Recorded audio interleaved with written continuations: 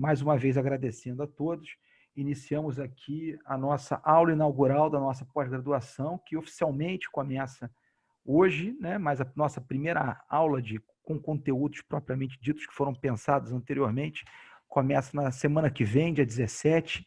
É uma honra ter o professor Carlos Ari aqui conosco. O professor Carlos Ari é professor da FGV de São Paulo, né? Uma das coisas positivas, né, desse período difícil que nós estamos passando é justamente poder fazer esses eventos virtuais e poder contar com o conhecimento, né, de pessoas, inclusive de fora do Rio de Janeiro, e o professor Carlos Ari é uma referência em direito administrativo. O professor Carlos Ari é doutor em direito pela PUC de São Paulo e é autor de vários livros, de uma vasta produção no direito administrativo, com destaque, gosto muito desse livro, Professor de Direito Administrativo para Céticos, já o li várias vezes, às vezes eu leio algumas partes, às vezes eu leio outras, e do antigo, o senhor pode notar que a minha edição é bem antiguinha, acho que de 2002, Direito Administrativo Econômico, também um livro que é referência para todos nós administrativistas,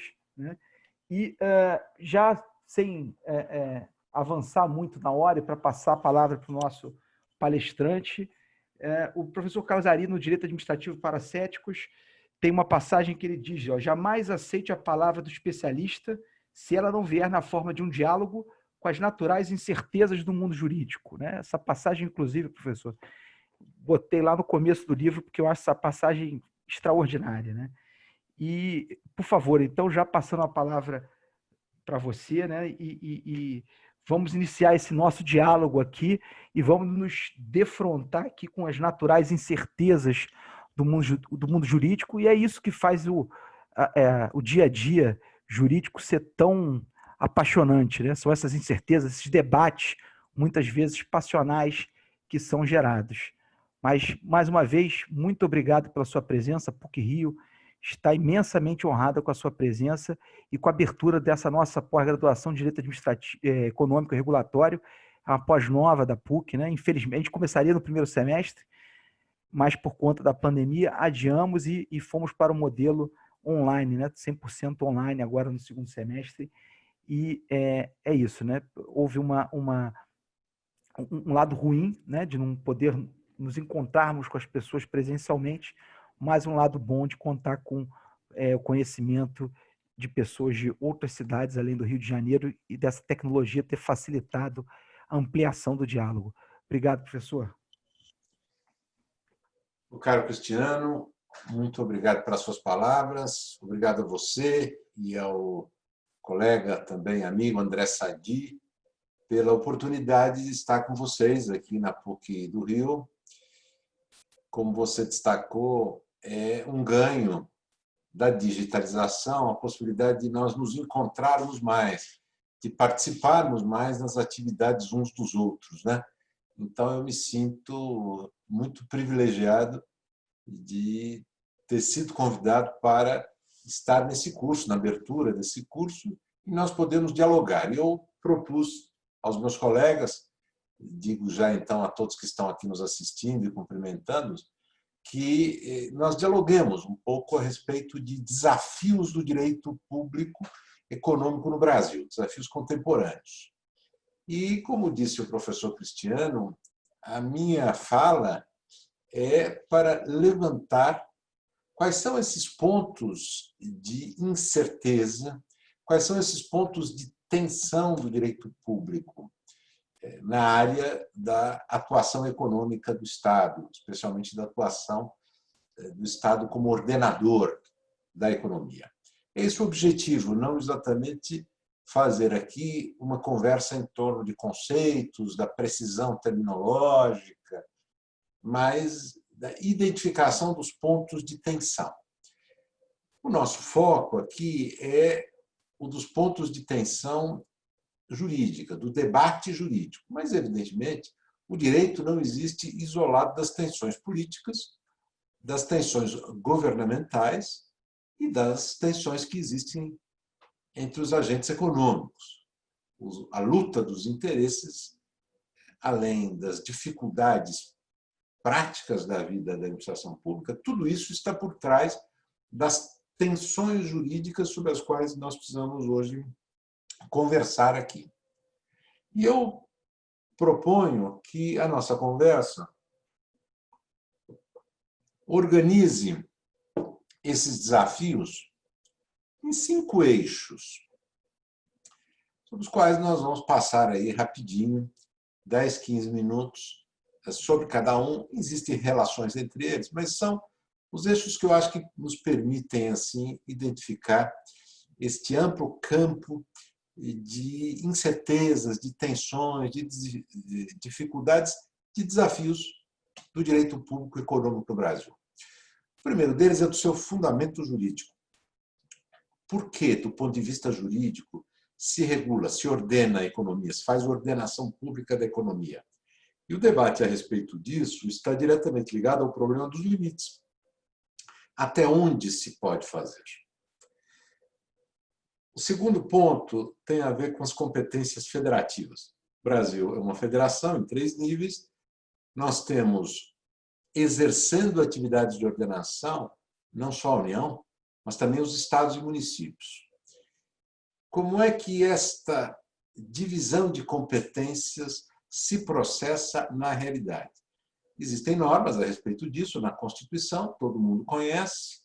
No entanto, a concretização daquele arranjo que supostamente está bem feito na Constituição é cheia de desafios, de incertezas, de problemas. Vamos falar sobre isso. O terceiro eixo é o da qualidade da ordenação, do regime jurídico da qualidade da ordenação pública da economia. O que é que o direito tem de soluções que estão nas normas ou que são defendidas nas ideias dos juristas, dos publicistas, para enfrentar o desafio de a ordenação pública da economia ser uma ordenação de qualidade? O que é que significa qualidade também, né? Vamos falar sobre isso, é o nosso terceiro ponto. O quarto ponto tem a ver com algo que é inerente ao direito público. Tem a ver com controle. Quando nós falamos de ordenação pública da economia, nós estamos falando de decisões legislativas e decisões administrativas nesse campo. Mas, como todos nós sabemos, direito público teve a sua vida marcada desde a origem contemporânea do direito público em torno do debate sobre controle. Controle judicial, controle interno, controle de contas. Como é que isso funciona, né? Como é que funcionam os instrumentos de controle e quais os problemas, desafios, as incertezas que se colocam especificamente em relação à atividade estatal de ordenação, né? Então, o controle jurídico da ordenação nos interessa, que é o nosso quarto ponto. E, por fim, a questão da relação entre o tempo e a ordenação administrativa. Ordenação administrativa é aquela que é feita pelas autoridades administrativas, não exatamente pelo legislador, né? E a pergunta é: como é que a ordenação administrativa lida com o tempo? O tempo da administração e o tempo da vida econômica. Então, vamos tentar abordar esses 5 pontos. Antes de, então, ir aos mais aqueles que provocam mais conexões com problemas, eu diria, de normas legais, vamos falar da questão do fundamento jurídico, então, da ordenação pública da economia. E, em relação a isso, como professores de direito público, de direito administrativo, nós nos acostumamos a ver utilizadas 2 categorias como capazes de distinguir 2 fundamentos jurídicos que o Estado legislador e o Estado administrador teria para fazer ordenação pública da economia. Na linguagem tradicional do direito público brasileiro, esses fundamentos seriam o poder concedente, de um lado, em relação à parte da economia, e o poder de polícia, de outro. Então, o que está por trás dessa dicotomia? A ideia de que parte das atividades econômicas parte do campo da economia é serviço público ou é atividade de titularidade do Estado, que o Estado pode explorar, executar diretamente ou pode fazê-lo por meio de outorgas a particulares, que vão, então, cumprir uma função que lhe foi, de algum modo, delegada pelo Estado. Nesse caso, o Estado exerce uma competência de poder concedente. Então, parte da economia seria serviço público e a ordenação dessa parte da economia pelo Estado seria feita com base em poderes que são típicos da titularidade estatal. Isto é, são típicos da circunstância de que o Estado é dono da atividade. Ele é o titular do direito de prestar os serviços públicos ou das atividades econômicas monopolizadas. De outro lado, existe o campo da liberdade econômica, das atividades privadas, que seria tudo mais, mas também em relação a ele o Estado tem um poder de ordenação, mas aí seria um poder diferente, um fundamento jurídico diferente. O fundamento jurídico aqui, normalmente descrito como poder de polícia, ele estaria em que é preciso que alguém organize a compatibilização entre cada ação privada e as demais. Então, o Estado teria uma função não de titular, organizando a atividade, com base no poder concedente, mas de um terceiro que procura, por meio do tal poder de polícia, organizar as atividades econômicas regidas pelos particulares por meio da ordenação pública, da regulação. Bom, essas são as categorias tradicionais. Por que isso aqui nos importa e por que tem desafios por trás disso? Por algumas razões. Porque na tradição, que parece que em parte está incorporada no texto constitucional, porque o nosso capítulo da ordem econômica fala em serviços públicos, no artigo 175, fala de atividades privadas, da liberdade privada, no artigo 170. Então, parece que essa dicotomia muito tradicional teria sido acolhida, né, pela nossa Constituição, ou mais do que isso, constitucionalizada, e não haveria como deixar de utilizá-la.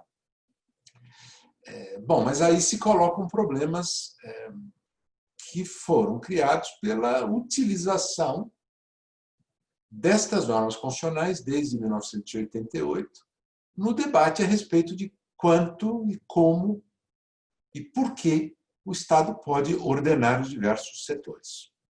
E uma pergunta bem concreta que se colocou já há mais de 20 anos atrás foi o da possibilidade de se prestar serviço público em regime privado. Eu participei muito intensamente desse debate na década de 90 por uma razão muito interessante para mim. Eu fui chamado como acadêmico pelo governo brasileiro da época para construir o regime jurídico da concessão e outros instrumentos de telecom, quando o governo decidiu, em 1996, fazer uma reforma geral. E aí disso resultou uma lei, a Lei Geral de Telecomunicações, de 1997, que gerou um imenso debate entre os administrativistas e entre os meus colegas. E uma parte deles passaram a ter certeza, já desconfiavam, mas a ter certeza que eu era um completo analfabeto em direito público. Por quê? Porque a lei trouxe, e eu a defendia, obviamente, né, trouxe a ideia de prestação de serviços de telecom em regime privado, que seriam serviços objeto de autorização, e a lei regulou esta autorização com um regime jurídico que muitos disseram, mas isso é licença, não tem licença de serviço público. A autorização de serviço público, que, aliás, a Constituição refere, é outra coisa. É uma outorga discricionária, precária e tal coisa.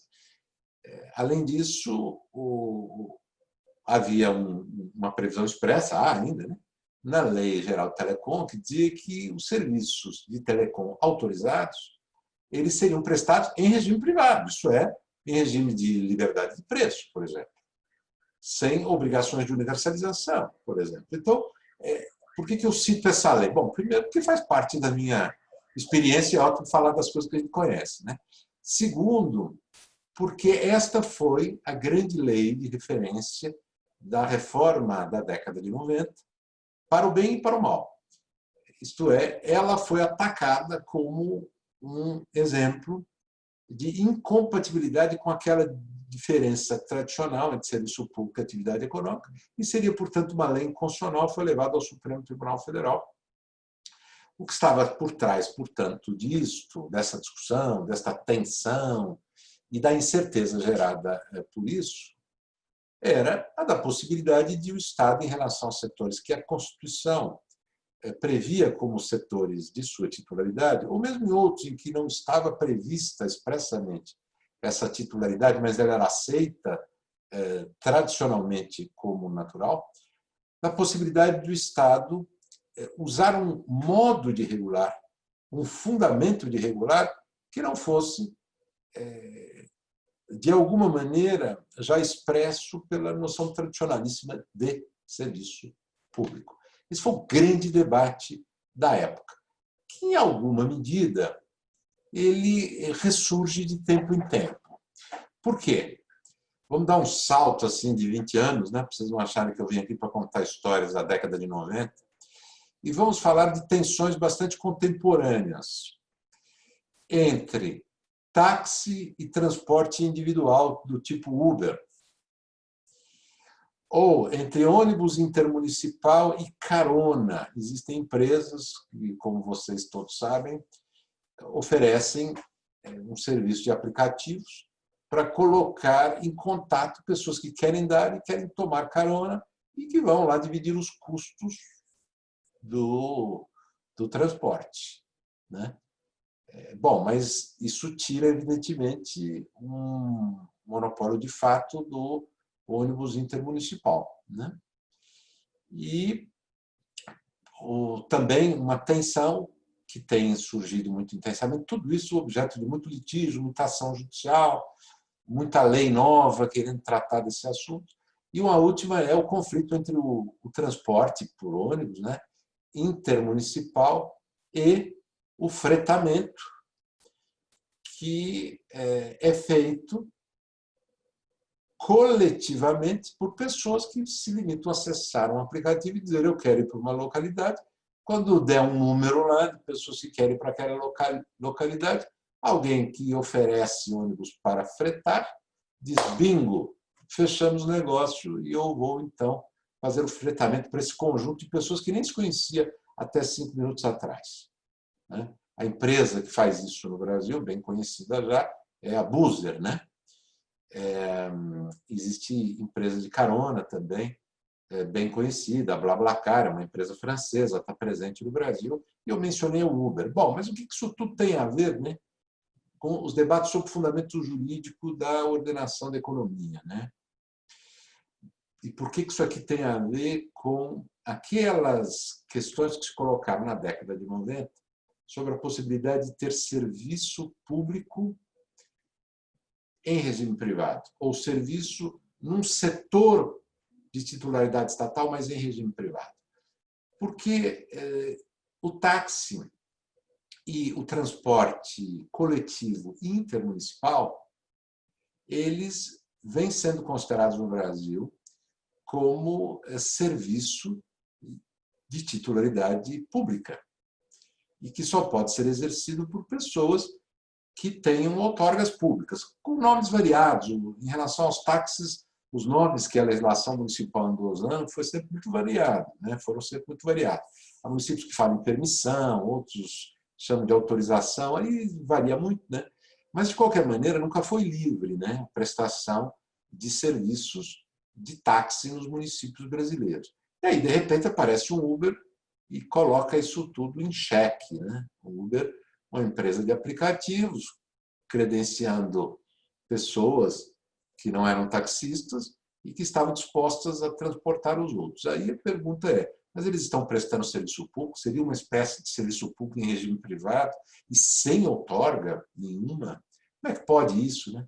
A mesma questão em relação à carona e em relação ao fretamento coletivo, né? Então, esse debate que agora está se travando em tribunais, em todo canto, sobre o Uber, sobre o Buzzer, sobre o BlaBlaCar, ele é um debate que, de alguma maneira, é eco do debate que se colocou na década de 90 e que, de vez em quando, ressurge sobre a possibilidade de ter serviço público em regime privado, que foi mais forte no setor de telecom, né? Bom, esse é um conjunto de discussões e de incertezas que tem a ver com aquela velha dicotomia poder concedente, poder de polícia, serviço público, atividade econômica privada, e que nos põe o desafio de saber se o comportamento do Estado como ordenador dessas atividades ele tem de ser diferente, se ele pode ser semelhante, e se existem limites. Tudo isso está ligado ao fundamento jurídico, então, da ordenação pública. Vou fazer mais uns comentários muito rapidinhos sobre o tema do fundamento, porque tem a ver com algo que tem se debatido bastante no Brasil. O outro apontamento é de que o Brasil tem uma Constituição analítica, nossa Constituição é de 1988 e cresceu muito de lá para cá, e, diferentemente de outros países, que têm constituições, do ponto de vista do tema da ordenação pública da economia, muito enxutas, e, sobretudo, do ponto de vista do fundamento para regular, para ordenar, muito enxutas, o Brasil tem para todo gosto. Por exemplo, o Brasil tem um capítulo de meio ambiente que impõe deveres ao Estado de proteção do meio ambiente, que costumam ser invocados por aqueles que dizem que o Estado tem a obrigação de ordenar essa atividade privada. Ele não pode deixar de ordenar do ponto de vista da proteção do meio ambiente.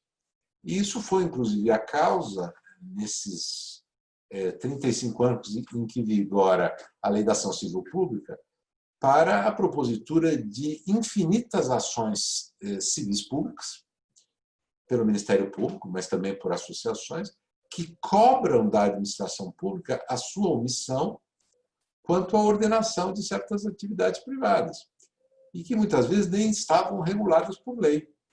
Mas estes sujeitos que moviam as ações diziam, não, mas o Estado é obrigado a regular. E ele é obrigado a regular por quê? Porque precisa proteger o meio ambiente. Por que precisa proteger o meio ambiente? Porque a Constituição diz, né?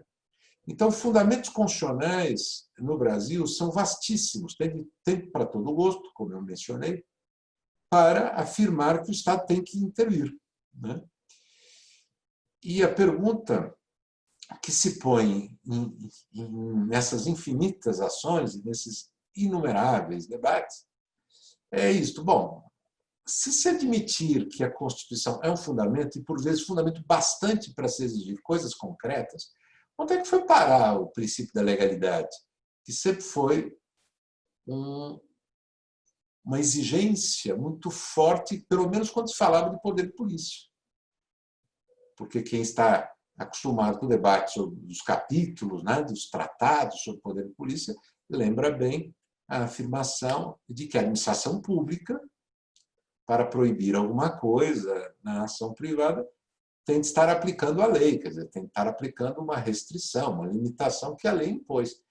Mas, na medida em que a Constituição brasileira tem normas que têm sido tomadas como fundamento diretamente, né, do poder de ordenar a economia, a lei parece que perde importância. Parte da regulação vai nascer, então, muitas vezes por decisão judicial, baseada em normas constitucionais bastante abertas. Isso é um grande desafio ligado ao fundamento jurídico da ordenação pública da economia. Aqui, sob outra perspectiva, é o do tipo de norma que pode fundamentar. Então, esse é um debate importante. É possível defender uma limitação da atividade econômica privada que já tenha sido operada diretamente pela Constituição? Isso existe? O Supremo Tribunal Federal, em várias ocasiões, decidiu que sim, por exemplo. Ele decidiu que o amianto é inconstitucional. Foi, no final das contas, eles não usaram essa expressão, evidentemente, né? Mas eles decidiram que o artigo tal, mais o artigo tal, e mais o princípio não sei qual da Constituição, eram incompatíveis com a exploração do amianto no Brasil, que é um produto de risco, sempre foi, todo mundo sempre soube disso, mas que era, como tantas outras atividades de risco realizadas no país. E o Supremo Tribunal Federal baniu o amianto do Brasil com base numa norma constitucional que não fala uma palavra de amianto, evidentemente, né? Muito bem, então esse é um grande desafio nosso aqui brasileiro, que tem a ver muito com o texto da nossa Constituição e a quantidade infinita de fundamentos textuais que a nossa Constituição fornece. Nesse sentido, é muito diferente, por exemplo, sobre o debate norte-americano. A Constituição americana não tem nada disso, absolutamente nada disso, né? Então, quando se fala lá nas razões para regular, e os economistas colaboram muito no debate sobre isso, né? Falando em falhas de mercado, em problemas ligados à necessidade de impedir comportamentos privados que violem uma organização do mercado que propicia a concorrência, enfim, são discussões que existem no debate jurídico americano quanto aos fundamentos para o direito antitrust e a atividade das autoridades reguladoras, né? Eles estão sempre falando de normas constitucionais bastante mais genéricas do que as nossas. Quais são? Liberdade econômica, que a Constituição prevê, propriedade privada e a competência dos poderes públicos genérica para legislar, né? E nada mais. Então, aqui, o nosso debate sobre o fundamento jurídico da regulação, do ponto de vista da norma que a funda, em que ela se fundamenta, é muito baseado na leitura que se faz de regras da Constituição, ou mesmo normas abertas, mais indeterminadas, princípios da Constituição, mais específicos, muito mais específicos do que o princípio da liberdade, por exemplo, né? Bom, acho que eu já relacionei uma quantidade enorme de pontos, né? Eu queria provocar aqui meus colegas, né? Para saber como é que eles veem esses desafios e outros, evidentemente, que eles podem enrolar, que tem a ver com as incertezas quanto ao fundamento jurídico da ordenação pública da economia. André, Cristiano, enfim, todos os demais, fica a provocação aí. Professor Carlos, queria inicialmente, antes de mais nada, agradecer a sua presença nessa aula inaugural, dizer e dar boas-vindas a todos que estão nos assistindo, fazer só um breve comentário sobre sua introdução a essa aula, da titularidade do serviço público, das atividades econômicas em sentido estrito. Eu acho que a gente ainda está muito relacionado àquela velha classificação do professor Dr. Eros Roberto Grau, né, da distinção que ele faz entre serviços públicos privativos, não privativos, serviços públicos privativos com titularidade do Estado, serviços públicos não privativos, né, com a dupla titularidade, tanto do poder público quanto da iniciativa privada. E o que eu percebi na época, principalmente quando o senhor falou sobre os serviços públicos prestados em regime privado, para alguns seriam uma espécie de serviço público privativo prestado em regime privado, apesar da titularidade não ser o que importa, no artigo 65 da Lei Geral de Telecomunicações.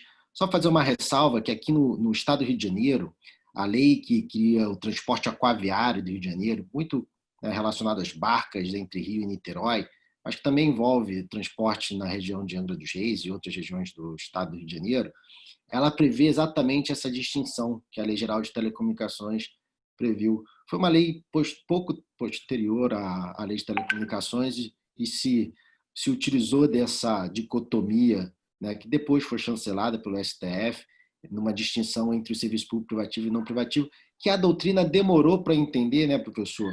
A distinção entre título habilitante do poder concedente, né, e autorização como título habilitante do poder concedente, e a autorização como um instrumento de restrição do poder de polícia do Estado, né?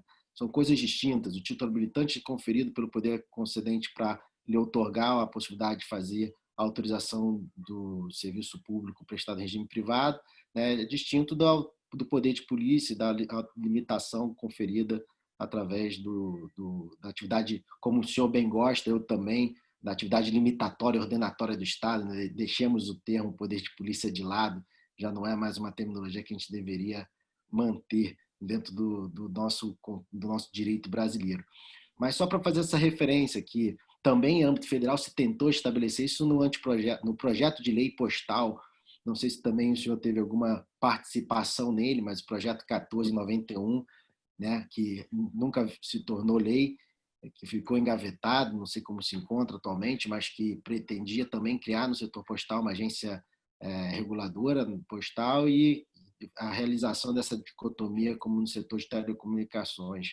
Então, infelizmente, acho eu que essa liberdade que se tem com o serviço público prestado em regime privado, que poderia ser bem melhor utilizada, não foi tão bem aproveitada, pelo menos no setor aqui no estado do Rio de Janeiro, de transporte aquaviário. A concessão das barcas termina agora em 2023, uma licitação foi feita, foi impugnada, está parada no Tribunal de Contas do Estado, e a ideia era exatamente fomentar, eu com o meu grupo de pesquisa aqui no Rio, tentamos atuar bastante nesse segmento, temos um livro publicado sobre o tema, e a ideia era exatamente demonstrar para o Estado que ele poderia se utilizar das autorizações de serviço público para transformar a Baía de Guanabara em algo parecido com o que existe na Turquia, com inúmeras embarcações fazendo, né, o translado de pessoas, através da mera autorização vinculada de serviço público, como foi estabelecido no setor de telecomunicações. Mas também, para não alongar muito, agradecer inicialmente e só fazer esse apontamento de uma realidade do nosso complicado estado do Rio de Janeiro, né? Muito obrigado novamente, professor, pela participação. Agradeço. Cristiano, e aí? Vou aceitar bem rapidinho a provocação, até porque acho que o André foi bastante preciso, né? Mas eu fiquei feliz com a menção ao serviço público em regime privado.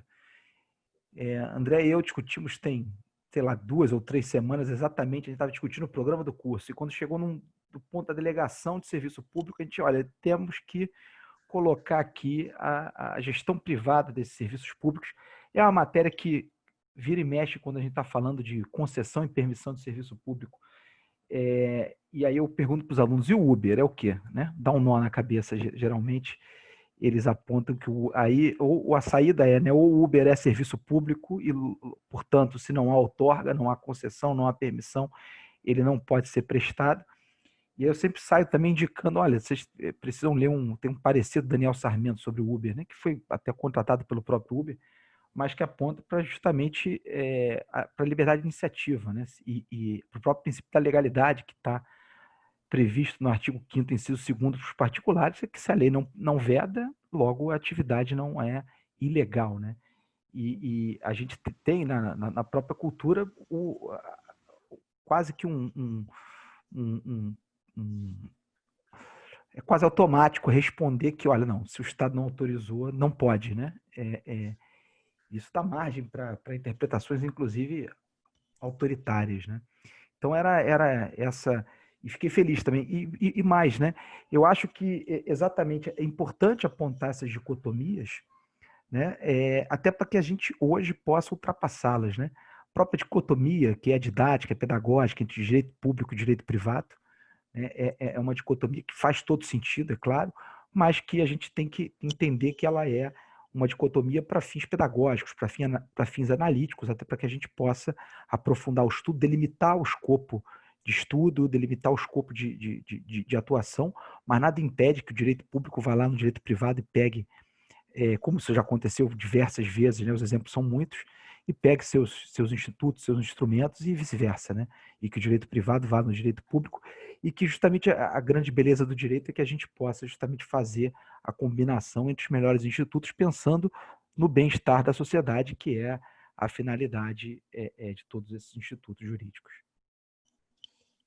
Isso aí, Cristiano. Eu diria, assim, com relação uma generalidade final sobre esse tema do fundamento jurídico da ordenação pública da economia no Brasil, que eu visualizo uma tendência muito mais simpática a reconhecer, ou uma tendência em favor das soluções que ampliem as interferências, as intervenções regulatórias do poder público.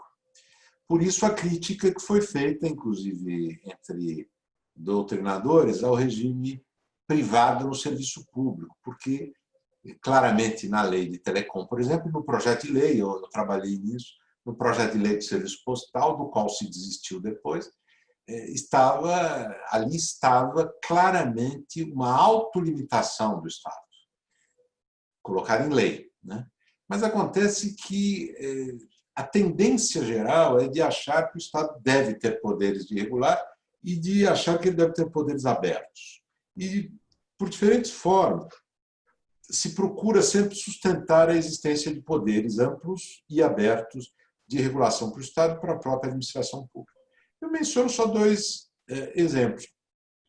Tem se falado muito em princípio da precaução, por exemplo, e o Supremo Tribunal Federal, ao julgar há pouco tempo a ADIM, da medida provisória que regulamentava o erro grosseiro, era um tema da LINDB, do artigo 28 da LINDB, né? O que é erro grosseiro ou não para fins de responsabilização dos agentes públicos. O Supremo, por proposta do relator, compreensível nas circunstâncias políticas brasileiras, mas, de qualquer maneira, aceita com muita tranquilidade pelos seus colegas, dizer assim, olha, há erro grosseiro quando a administração pública toma decisões, aí claramente em matéria regulatória, né, que violem o princípio da precaução, para o qual o ministro relator e o próprio Supremo todo, decisão cautelar, mas de qualquer modo unânime naquela ocasião, vislumbrou um fundamento constitucional, né? E, portanto, parece que é um princípio, todo mundo reconhece isso, que justifica intervenções de princípio e por cautela, sem muitos elementos do Estado sobre a atividade privada, né? E outro exemplo que eu daria é de um argumento que tem feito muito sucesso no STJ. Eu estou pegando dois exemplos aqui que têm a ver com os nossos tribunais superiores, que é o tal princípio da proibição do retrocesso. Isso surgiu, pelo lugar, num debate sobre direitos sociais.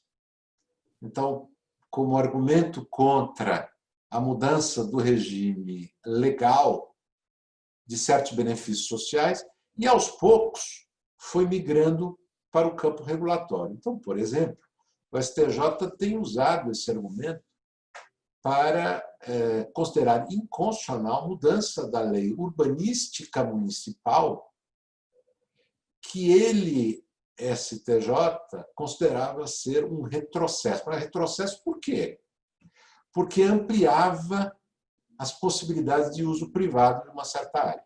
Então, isso já aconteceu no debate sobre as famosas restrições convencionais de loteamento, que, em certo momento, aqui em São Paulo, isso ocorreu. São Paulo foi pioneiro na regulação urbanística no início da década de 70, por meio de grandes planos urbanísticos.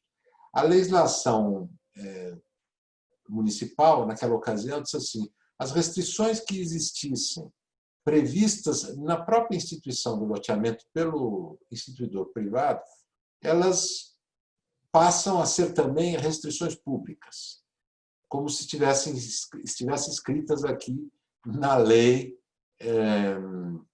da ordenação urbanística municipal. E as coisas assim caminharam durante mais de 30 anos, até que isso começou a gerar problemas sérios. Por quê? Porque essas restrições urbanísticas elas foram feitas lá no início do século XX para certas áreas da cidade que eles imaginavam que seriam áreas de jardim, etc.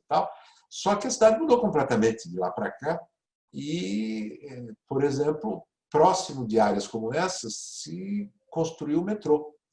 E aí o metrô, que é um investimento caríssimo, ele acaba sendo pouco utilizado e serve pouco à região, porque uma parte da região é de casas, em terrenos de mais de 1.000, 2.000 metros quadrados. e, obviamente, o correto do ponto de vista da racionalização do uso dos recursos públicos, né, seria que aquela zona ali fosse uma zona de adensamento. Então, o legislador municipal, que em São Paulo isso ocorreu, né, passou a mudar a regra, dizendo que as restrições convencionais não prevaleceriam, ou, enfim, que deixava de existir na legislação pública uma absorção da restrição privada e, pelo contrário, a legislação pública passava a autorizar isso e aquilo justamente para mudar a regulação e o uso da propriedade privada. E o STJ considerou um retrocesso inadmissível. Não sei de onde ele tirou esse princípio da proibição do retrocesso aqui, nem porque ele entende que é retrocesso, né? Eu vi como um avanço, né? Ele vê como um retrocesso. Mas, enfim, tudo isso para dizer a vocês todos que nós temos uma tendência maior, inclusive da justiça, a defender mais intervenção estatal, ordenação, mais intervenção de ordenação, de regulação, favorecendo sempre as soluções mais interventivas. Isso não quer dizer que isso vigore sempre, funcione sempre, mas eu diria que esta é uma tendência, que inclusive justifica um movimento recente do legislador brasileiro, e eu falo disso aproveitando a pergunta aqui do Vitor Soliano, que fez há uns minutos atrás, sobre a tal lei de liberdade econômica e o abuso do poder regulatório, do abuso regulatório que está previsto nessa lei. Como vocês sabem, é uma lei que saiu em 2019, de cujo debate eu participei intensamente. Eu não tenho nada a ver com o texto que acabou aprovado, mas porque a proposta inicial de se usar a competência a respeito de direito econômico, de edição de normas gerais de direito econômico no âmbito federal, para editar uma lei de liberdade econômica, veio de uma iniciativa que eu coordenei, acadêmica, e aí o governo ficou sabendo desta proposta, inclusive nós tínhamos texto e tudo, enfim, achou interessante e depois rejeitou o texto e ficou com a ideia de editar uma lei de normas gerais de direito econômico. É uma lei que eu não tenho nenhum constrangimento em dizer que é uma lei muito estranha, mas, enfim, aqui não é o objeto do nosso debate ficar discutindo os seus detalhes e estranhamentos, né? Mas esta é uma lei que previu a figura do abuso do poder de regular. Aí seria do poder administrativo de regular. O que ela quer, esta lei? Ela quer apavorar reguladores administrativos. Então, ela quer fazer com que os reguladores administrativos eles passem a adotar uma tendência menos interventiva. E a ideia que teve lá quem montou o texto foi de que podia se aproveitar algo que vem da experiência da lei de improbidade. O que a lei de improbidade fez em 92? Vocês vão achar que tem nada a ver, tem tudo a ver, gente. Em 92, tiveram a ideia de, para acabar com a corrupção no Brasil, apavorar administradores públicos com um conceito de improbidade vinculado a generalidades. É improbidade você violar a moralidade, violar a legalidade, violar princípios genéricos assim. Então, imaginaram que com isso se dava poder para o juiz punir quem ele achasse que tinha pinta de malandro, e isso ajudaria o combate à corrupção no Brasil. Essa solução da lei da improbidade, que é tosca assim, a meu ver pessoal, foi exatamente aproveitada por quem bolou a lei de liberdade econômica, dizendo, vamos fazer a mesma coisa, só que agora nós vamos ameaçar o administrador que regule muito, que intervenha muito. E aí criou essas figuras do abuso do poder regulatório. Nós não temos ainda uma experiência da aplicação disso, quer dizer, eu não conheço ações propostas baseadas nesse argumento, né, de que se trata de uma decisão com abuso de poder regulatório e que tenha sido acolhida. Então, nós não sabemos que fim vai levar, mas o que eu diria é que se usou um instrumento cuja aplicação lá no campo da improbidade gerou desastre em matéria de produção de certeza e também de produção de combate eficiente, de qualidade à corrupção. meu ver, gerou exatamente o contrário, né?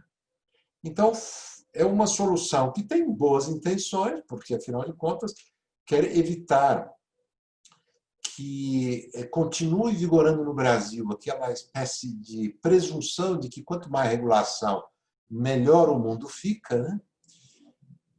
E é uma presunção que eu acho que, de fato, é um problema do nosso mundo da regulação, mas tenta usar para combater essa ideia uma solução como essa que eu descrevi aqui, que é de criar uma figura do abuso do poder regulatório que é altamente indefinida e que coloca mais incerteza num campo em que as incertezas não ajudam, a meu ver pessoal. Enfim, é um debate complicado esse da Lei de Liberdade Econômica. Estou vendo que o Zé Vicente Santos Mendonça está aqui, foi nosso companheiro nessa tentativa, né, de criar uma boa lei de liberdade econômica, frustrada, mas a vida é feita disso, né? Mas eu vou propor aqui, Zé Vicente, que se você se quiser dizer alguma coisa sobre isso, entra aí. Senão você entra depois aqui para colaborar com a nossa conversa, ok? Zé, só para dizer, Zé é grande amigo, pessoa muito querida, coordenador do grupo UERJ-REG, professor da UERJ, bem-vindo aqui à PUC, né? Mesmo que virtualmente. Fique à vontade de colaborar com o que você quiser. Estamos aqui num grande e bacana diálogo. Deixa eu só lhe fazer uma pergunta, professor Carlos Ari, antes de uma eventual intervenção do professor Zé Vicente. A que ponto o conceito ou modelo europeu de serviço de interesse econômico geral influenciou na criação da concepção de serviço público em regime privado? Na época da lei de telecom, foi em 1996 o debate, né? Essa é a sua pergunta. Olha, naquele momento, os serviços públicos estavam sendo reformados na Europa e também nos Estados Unidos. Nós debatíamos no Brasil a elaboração de uma nova lei de telecom ao mesmo tempo em que se debatia nos Estados Unidos uma nova lei de telecom. E lá no debate europeu, já se tinha concebido, né, uma figura do serviço,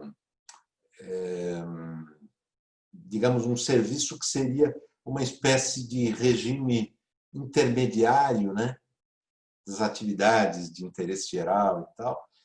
Então, que seria algo de intermediário entre o serviço público e a atividade privada muito tradicional, em relação à qual existiria um princípio de liberdade, inclusive constitucional, nas várias constituições europeias, né?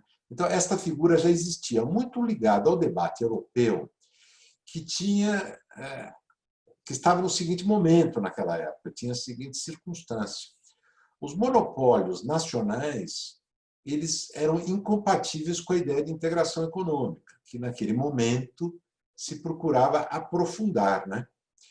E se continuasse o uso nos vários países do conceito de serviço público, que era um conceito ligado à enorme discricionariedade, continuaria existindo um conjunto prático de barreiras à integração europeia e à competição. Para você ter uma ideia, a ideia de licitação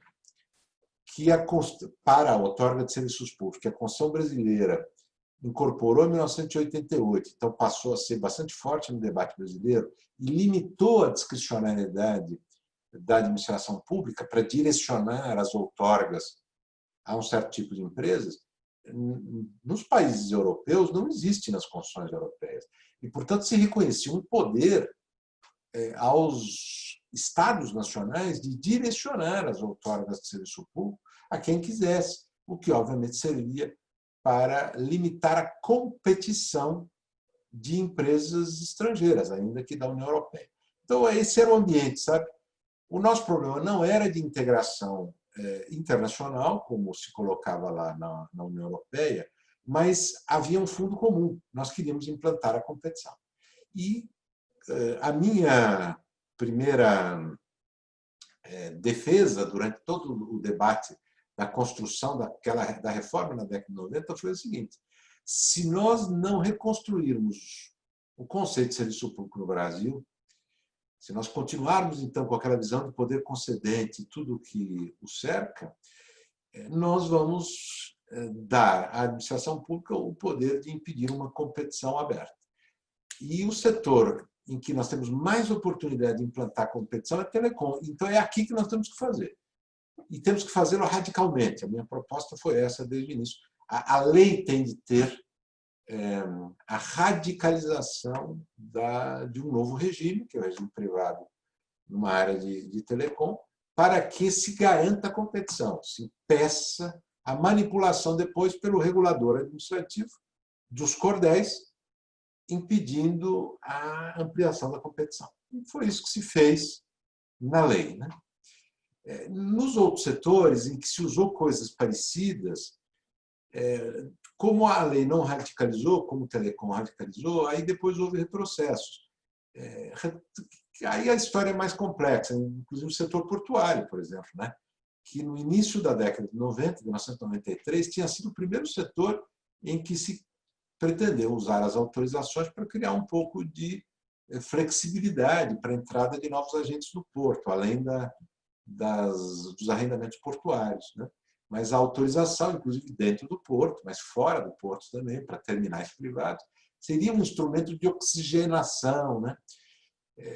Mas aí houve muita frustração em seguida, porque aí vem as resistências dos agentes que já estão instalados, né? Que eram as companhias docas estatais e os arrendatários que já estavam dentro dos portos organizados, e eles começaram a sustentar interpretações para impedir que houvesse efetiva competição dentro dos portos e dos terminais portuários. E aí eles iam a tribunais de contas, entravam com a DPF no Supremo, fizeram todo tipo de estratégia para impedir que no setor de portos houvesse, de fato, a competição com a dimensão que veio a ter em telecom. Mais recentemente, quando veio a nova lei dos portos, agora há poucos anos atrás, a lei foi um pouco mais a fundo na ideia de serviço portuário em regime privado, ampliando um pouco o espaço da autorização e tal, mas muitas ambiguidades ainda estão lá, sabe, André? Então, isso faz parte das nossas tensões, né? O governo quer competição numa hora, mas não quer na outra. Os agentes que se beneficiam de uma flexibilização e entram no mercado, em seguida eles querem fechamento. Isso faz parte do jogo, né? E aí as leis respondem a isso com diferentes estilos em cada época, né? Mas fala, André. Talvez para avançar, então, você chegou a comentar que falaria um pouco também sobre a divisão de competência e como que essa divisão de competência se processa na nossa realidade da federação tripartite que a gente possui, né? Não sei se você vai puxar o assunto para o novo marco legal de saneamento básico, mas isso. Imagino que sim. Fala aí, André. Então fala. Não, prefiro deixar para que você fale, professor Carlos. Então vamos lá, vai só para a gente colocar o tema da competência federativa. Esse é um dos grandes desafios nossos, né? Por várias razões. A primeira é porque nós não conseguimos resolver bem até hoje a convivência entre competências de regulação setorial, estritamente setorial, e outras competências de ordenação que podem gerar interferências no setor. Então, eu lhes dou um exemplo. Não há dúvida no Brasil que quem faz as outorgas de telecom é a União Federal. Não há dúvida disso. Por quê? Porque se trata de um serviço de titularidade federal por previsão constitucional. Não foi sempre assim, é bom lembrar, todos aqui são jovens e já pegaram o telecom como serviço de titularidade federal. Mas não foi assim que ele nasceu. O telecom nasceu como serviço local. E as outorgas eram locais, as concessões eram municipais no início, quando começaram as concessões privadas de telefonia. Elas eram municipais. Por isso, até que, curiosamente, até hoje existem, porque foram recepcionadas pela Consul, mantidas pela própria lei de Telecom, de 97, existe concessionário de um município no Brasil. Ainda existe. Pois bem, mas, enfim, tirando essas exceções que foram mantidas pela Consul, é um setor cuja regulação setorial está nas mãos da União. Acontece que o serviço de telecom ele precisa de localizar-se fisicamente. Então, um debate que tem durado já 20 anos é o das antenas do serviço móvel pessoal, né? Do celular, como nós dizemos. Os municípios querem ter um poder de regulação em relação à localização de antenas ou não, baseado no seu poder urbanístico, e também querem ter um poder de cobrar pelo uso e tal, que interfere na regulação setorial, né? Bom, mas isso é um fenômeno que se repete em relação a muitos assuntos, né? Então, por exemplo, é mais tradicional ainda o conflito.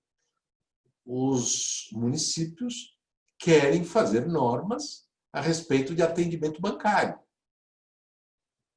Horário de atendimento das agências bancárias, por exemplo. E, embora não haja a menor dúvida, não é serviço público, estou tomando, portanto, outro exemplo, né? Mas é uma atividade econômica sob regulação das instituições financeiras, sob regulação federal, né? E o Banco Central do Brasil é a entidade reguladora disso, né? E o tempo inteiro, desde que o Banco Central foi criado, no início da década de 60, enfrentando ondas vagas de tentativas municipais de fazer normas que interferem diretamente no funcionamento setorial, né? Um exemplo do setor de energia, parece que houve um julgamento recente a respeito disso, sobre a distribuição de energia elétrica nos municípios, né? Quanto aos postes, os fios aparentes de distribuição de energia. Muitos municípios quiseram impor às companhias distribuidoras o dever de enterrar todos os fios, né?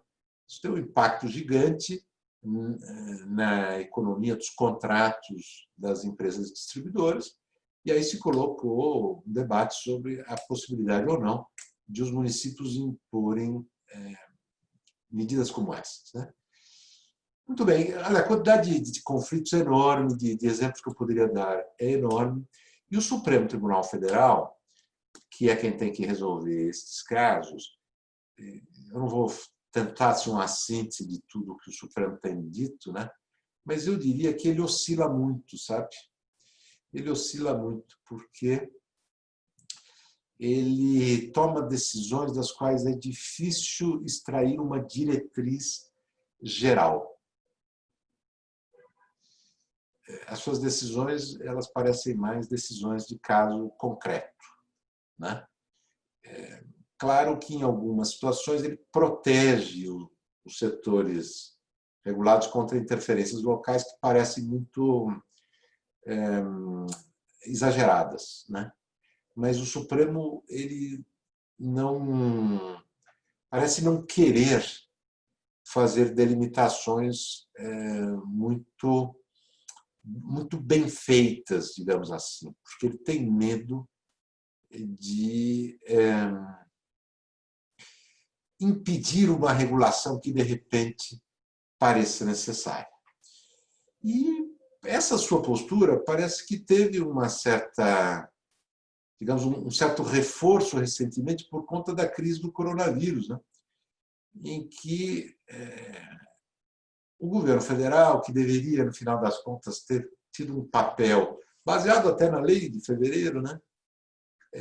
Na definição das quarentenas, do que ia fechar, não ia fechar, etc., o governo federal se pôs numa postura de não intervenção, absoluta não intervenção, baseada até em um negacionismo de que havia uma pandemia, de que a coisa fosse grave, etc. Tal. Bom, em uma situação assim muito original, porque normalmente os debates se colocam com um órgão de regulação federal querendo proteger o setor contra regulações que desequilibrem o setor, né? Municipais, estaduais que desequilibram o setor. E aqui não.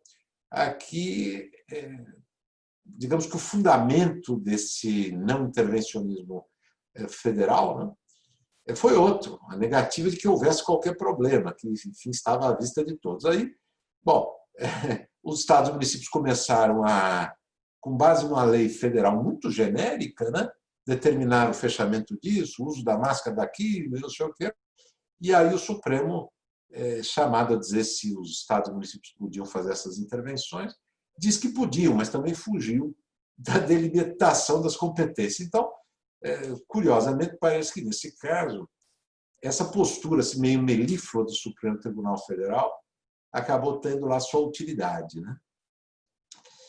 E eu diria que essa postura também melíflua, ela tem sido uma constante nos conflitos que existem em relação a certos setores que são compartilhados. Por exemplo, o gás. Porque no gás canalizado existe um compartilhamento. A Constituição atribuiu aos estados a competência sobre a distribuição de gás canalizado, daí as concessões estaduais de distribuição de gás, e a União Federal ela regula todo o resto do mercado, inclusive o transporte de gás canalizado, né? Bom, acontece que a delimitação das coisas não é simples, a legislação até hoje não delimitou bem, e o Supremo, chamado a tratar sobre isso, ele, enfim, não quer ser ele o delimitador.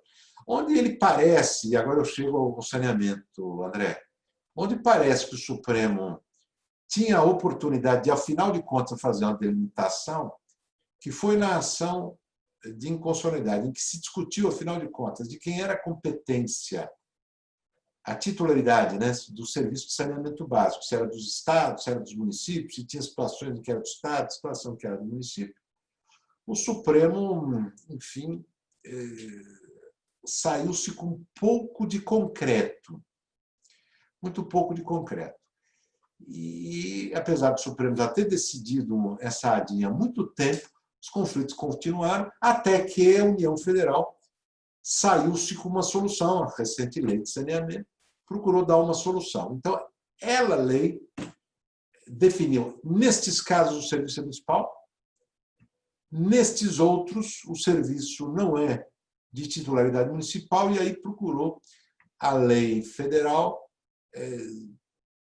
dizer como é que seria o arranjo, aí seguindo um pouco o que o Supremo disse que deveria se adotar naquelas situações de serviço integrado, que aí, segundo a lei federal, o serviço não seria de titularidade municipal, de um município, mas haveria um compartilhamento da titularidade entre os municípios e o Estado.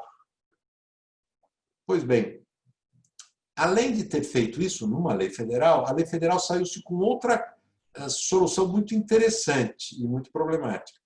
Ela criou uma espécie de regulador de referência nacional, a ANA, para ser um regulador de referência nacional, que os estados e municípios não são obrigados a seguir, salvo se precisarem de dinheiro administrado pela União. Isto é, todos, né? E aí a ANA vai tentar construir normas de regulação para serem observadas pelos municípios, ou por esses arranjos federativos mais originais, quando se trata de serviços integrados. Bom, enfim, gente, a minha síntese sobre isso, meus colegas, e agora eu queria provocá-los, né? Nós vivemos o desafio de competências federativas cruzadas em matéria de regulação, e nós temos dificuldade em editar leis que façam delimitações precisas. A exceção é a lei de saneamento recente, que procurou fazer, pelo menos em relação à divisão de competências do Estado e do município, né? E nós temos dificuldade em obter decisões judiciais que colaborem com delineamentos mais precisos. Então, o grau de incerteza em relação às competências, à divisão de competências federativas, parece que jamais será eliminado por meio de parâmetros muito gerais. E as discussões serão feitas muito caso a caso e tal, e a insegurança será o novo normal, para pegar uma expressão que está na moda. Não sei o que vocês acham sobre isso. Eu diria para você, professor Carlos, o seguinte: se a União não consegue ela mesma se entender, vamos botar o exemplo do Banco Central com o CAD. Acho que só em 2019 eles finalmente fizeram um convênio para estabelecer quem decide sobre o ato de concentração, né, no mercado financeiro. Se a própria União não consegue entender, quanto mais ela e os demais entes federativos, né, da nossa União, essa competência federativa cruzada que você comentou, talvez tenha tido um primeiro pontapé inicial para tentar solucioná-la, a lei de consórcio público, que é muito utilizada, né, principalmente na região sul do Brasil. Eu acho que tem um mercado no ambiente do serviço público e do saneamento básico, uma série de consórcios públicos criados para o desenvolvimento do saneamento básico, nas suas 4 vertentes, mas principalmente em água, esgoto e resíduos sólidos, né? Até mesmo para entidades que regulam o mercado, né? Um único regulador em diferentes municípios por meio desse consórcio público.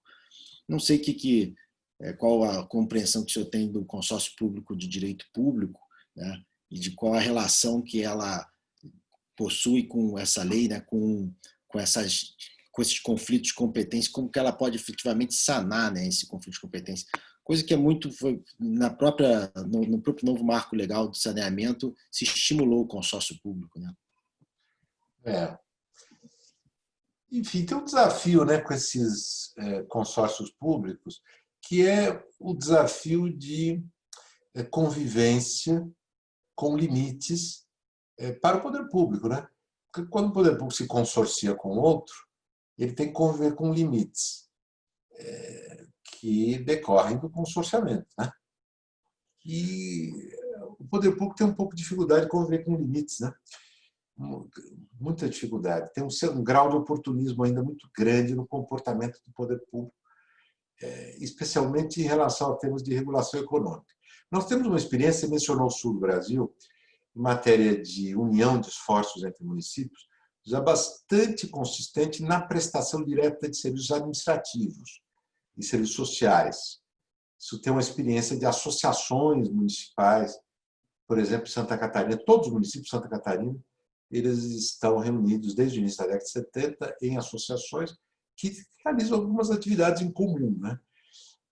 Então, tem uma experiência bastante interessante construída há muitas décadas de coexistência, de autolimitação. Já em relação ao compartilhamento de titularidade de serviços, a união de esforços, então, para outorgar serviço particular e depois para regular, a nossa experiência ela não é extensa e nem é da mesma qualidade. E a Lei de Saneamento de 2007, que tentou incentivar isso, não foi feliz nesse sentido e não ajudou muito, né? Agora vem um novo incentivo da nova lei, que tratou de muito mais pontos, quem sabe se consegue isso. Mas continua sendo um grande desafio brasileiro, né? De conseguir usar esse instrumento do consorciamento para, inclusive, resolver problemas de harmonização federativa ou de atuação conjunta, né? Enfim, Pior, professor, é que eu acho que também eu estive lendo recentemente o projeto de lei de concessões de PPP, que se encontra no Congresso, também não parece trazer uma solução. Olha, desafio, nós estamos falando só de problema, né, gente? O objetivo era esse, né? Levantar os problemas. Nós não podemos subestimar a dificuldade que nós temos ainda no Brasil de utilizar as saídas mais racionais, porque nós estamos numa fase ainda que o Estado brasileiro é um pouco predatório, né? Aproveitando então, professor, só para fazer um gancho com o terceiro ponto que o senhor falou que iria comentar, né? Você chegou a falar da qualidade da ordenação e o que o direito tem a oferecer, né, como soluções para enfrentar esses desafios. Temos soluções? Quais seriam essas, né? Muito bom. Eu acho que isso é uma boa uma boa questão. Nós temos, eu acho que já no nosso ordenamento legal e na nossa experiência dos últimos 20 e poucos anos, bastante avanço com relação a isso. Então, vamos ser otimistas um pouco, né? Eu acho que tudo que eu disse antes foi um pouco, talvez, rabugento demais, né? Então, eu queria colocar um pouco de otimismo. Mas também isso não significa que nós vamos ser irrealistas. Por que o regime jurídico da qualidade da ordenação pública ele avançou? Porque nós incorporamos, eu vou relacionar para vocês, nas nossas leis ou regulamentos, e um pouco na nossa prática, os seguintes instrumentos. Primeiro, entes administrativos autônomos. Nós começamos com o Banco Central, na década de 60. Na década de 90, criamos um monte de agência reguladora federal. Depois foram criadas nos estados, alguns nos municípios. No município não funcionou muito bem, não. Mas nós temos uma experiência de entes administrativos autônomos. Um monte de problemas ocorreu. E nós descobrimos por que os entes administrativos autônomos existem. Porque existem vantagens em você separar a política mais bruta, digamos assim, das decisões difíceis em matéria de regulação. Vantagens significativas. Chegamos ao paraíso, estamos longe disso. Mas nós avançamos muito e uma coisa que se procurou fazer recentemente foi editar uma lei federal de agências reguladoras geral para tentar enfim, como que naturalizar esse modelo e também lembrar de algumas outras das medidas, né, que já andavam por aí em leis esparsas. Quais são? Bom, processos administrativos, gente. Não podemos esquecer que no Brasil não existia lei geral de processo administrativo até a década de 90. A primeira lei geral de processo administrativo significativa dessa nova era foi a do Estado de São Paulo, em 98, cuja história eu conheço bem. Eu presidi a comissão que fez o projeto em 1990. Demorou 8 anos para mandar para a Assembleia Legislativa. Por quê? Porque havia uma visão segundo a qual a autolimitação era uma coisa ruim, né? Isso acabou sendo revertido, quer dizer, se conseguiu, então, que o Estado brasileiro pensasse na edição de leis sobre processo administrativo, lei geral, quando se resolveu fazer reforma regulatória e aí se constatou que no mundo todo existiam leis de processo administrativo e foi feito, inclusive, no âmbito federal. Nós temos um mundo dos sonhos no processo administrativo? Não. Mas que a penetração das ideias, né, que estão vinculadas ao processo administrativo aumentou muito, não há a menor dúvida na jurisprudência e tudo mais. Então, um avanço.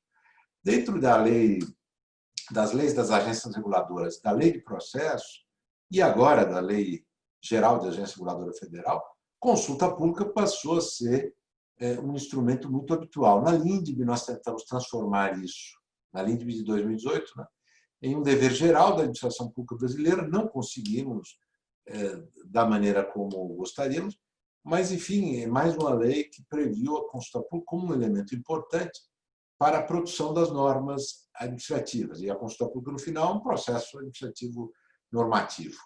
As audiências públicas, que são exigidas por algumas leis, na área de meio ambiente, por exemplo, na área de urbanismo, né, como condição da tomada de certas medidas regulatórias urbanísticas, vai no mesmo sentido. Que é o quê? É o sentido de obter um processo mais ou menos organizado de debate sobre os conflitos que precisam ser resolvidos na decisão regulatória para permitir que a decisão regulatória seja motivada, quer dizer, que ela examine de maneira adequada as questões que estão em conflito e possa fundamentar a sua decisão. Também temos uma experiência de análise de impacto regulatório, análise prévia. Recentemente, isso foi transformado em exigência legal para o âmbito federal na Lei de Agências Reguladoras e na tal Lei de Liberdade Econômica, mas ela foi transformada em obrigatória no caput e depois o parágrafo remeteu a um regulamento que acabou de sair no âmbito federal e que é bastante interessante, o decreto federal, salvo o seu artigo 21, que depois de tentar tratar do assunto de uma maneira que ajuda a avançar, disse que o desrespeito ao decreto não dava direito a ninguém de reclamar, para colocar em linguagem simples o que está dito lá no artigo 21 do decreto. Mas, de qualquer maneira, é um movimento legislativo e mesmo regulamentar, né, que vai no mesmo sentido, né, de aumentar a qualidade do processo que leva à produção da regulação, das normas de regulação e das medidas de regulação, né? E, bom, também tem surgido movimentos de avaliação do resultado da regulação, isto é, de revisão do estoque regulatório. A Anvisa tem já uma atuação bastante interessante nesse sentido, e o decreto recente que eu acabei de mencionar sugere como um dever fazer um programa de avaliação do resultado da regulação, né, e de atualização do estoque regulatório. Então, são normas que, quanto aqui e ali, elas tentem evitar que ela tenha caráter coercitivo e tal, mas são normas que vão incorporando no direito brasileiro, né, estas soluções.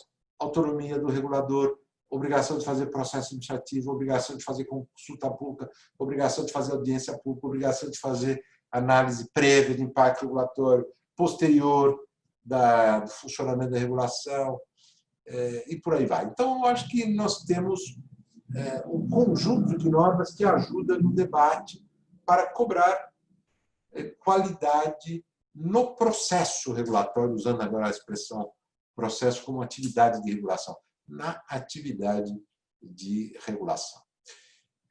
Enfim, nós poderíamos ter avançado mais se algumas leis, algumas propostas de lei tivessem vingado, né? Mas, enfim, a vida é feita de vantagens e desvantagens de cada momento histórico, né, André?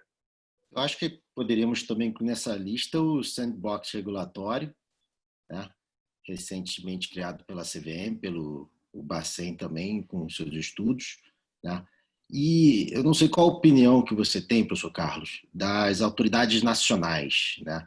A gente sabe que hoje já se vê com muito maus olhos as agências reguladoras pelo problema da teoria da captura, né?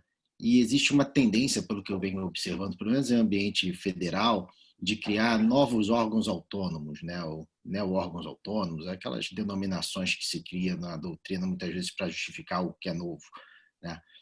Seguindo mais ou menos um modelo da Polícia Federal, da Receita Federal, né? Tem-se aí agora a Autoridade Nacional de Proteção de Dados, ainda não criada, mas que é um órgão da administração pública integrante da presidência que está integrado na presidência da República, que não se sabe exatamente como é que vai se configurar, mas eu tenho conhecimento também de um anteprojeto de lei, ainda não um projeto de lei, que visa substituir a Secretaria de Vigilância em Saúde, que agora está em voga por conta da pandemia, né, em Autoridade Brasileira de Vigilância em Saúde, conferindo a ela mais autonomia, porque a ideia, a princípio, lá atrás, era criar 3 agências reguladoras, né, a Anvisa, a ANS, mas é uma de vigilância em saúde, mas essa terceira nunca foi criada, sempre ficou como uma secretaria do Ministério da Saúde, e atualmente, até por conta da Covid, pensou-se em dar um pouco mais de autonomia, existe esse projeto de lei aí circulando para tentar criar essa autoridade brasileira. Ela seria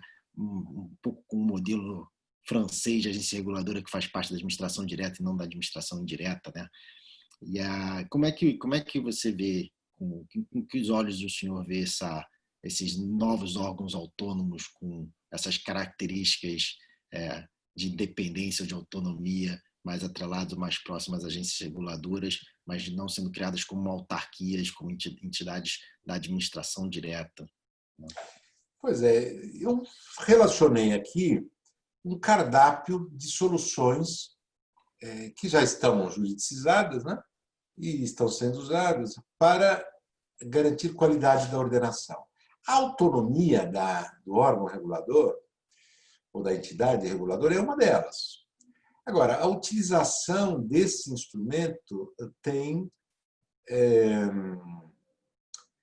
consequências, não é? Tem consequências.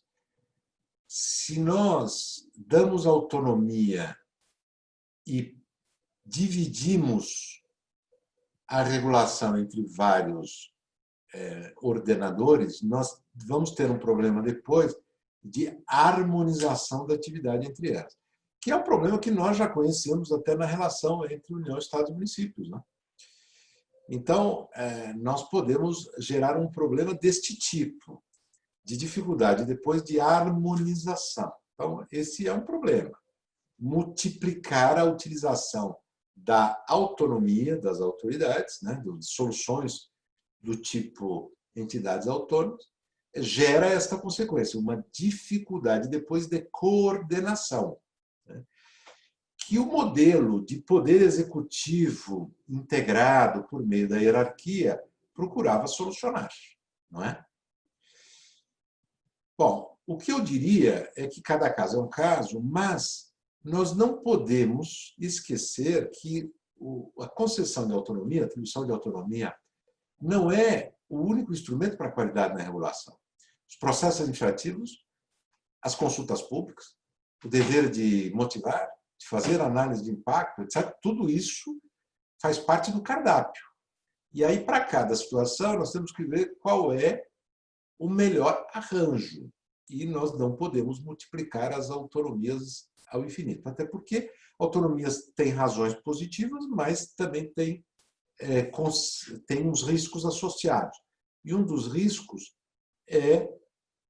você mencionou a captura, que nem me preocupa tanto, porque a captura também existe na administração direta, integrada, não é lá muito diferente.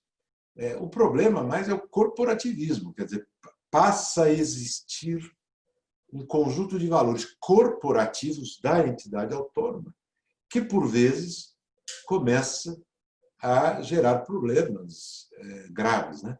Graves. Nós conhecemos essa realidade das corporações muito fortes, né? Enfim, é um desafio, né? Mas, já que nós estamos falando de desafio, vamos ao nosso quarto aqui, Pois é. André. Porque, professor, exatamente o corporativismo dialoga diretamente com a questão do controle, né? Ninguém quer ser controlado. Pois e aí, ninguém quer ser controlado e os controladores querem controlar tudo, né? Exatamente. Perfeito. Não é isso, Cristiano? Exatamente. Bom, então, o que está acontecendo aqui, né? De um lado, nós temos ainda uma maré montante pelo lado dos controladores que existem e têm autonomia, né, como controlador. Existe uma maré montante. O Tribunal de Contas no Brasil quer ajudar a regulação. Isso é um movimento muito forte. O Tribunal de Contas da União considera que é seu dever ajudar a regulação brasileira. Mas não é só o Tribunal de Contas da União, não. Há atuação de tribunais de contas municipais também. Aqui em São Paulo, por exemplo, né? Eles querem participar da regulação. Eles acreditam que eles têm contribuições muito significativas a dar na regulação. Bom, enfim. E muitas coisas têm sido feitas por eles para participar da regulação, né? E isso é ainda mais forte, mas não exclusivamente no que eu vou mencionar, mas é mais forte naqueles setores regulados em que existem contratos, em que o contrato é utilizado para regular.